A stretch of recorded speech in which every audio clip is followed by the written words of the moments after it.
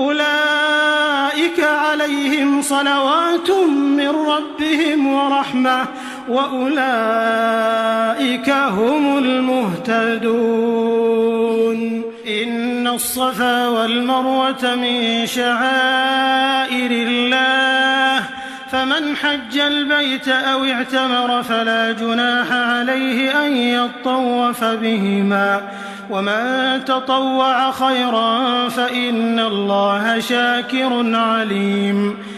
إن الذين يكتمون ما أنزلنا من البينات والهدى من بعد ما بيناه للناس في الكتاب أولئك يلعنهم الله ويلعنهم اللاعنون إلا الذين تابوا وأصلحوا وبينوا فأولئك أتوب عليهم وأنا التواب الرحيم.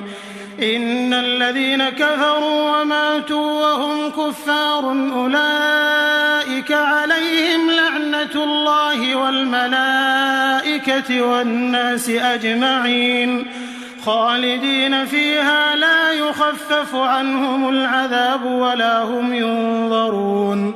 وإلهكم إله واحد لا إله إلا هو الرحمن الرحيم. إن في خلق السماوات والأرض واختلاف الليل والنهار والفلك التي تجري في البحر بما ينفع الناس وما أنزل الله من السماء من ماء فأحيا به الأرض بعد موتها وبث فيها من كل دابة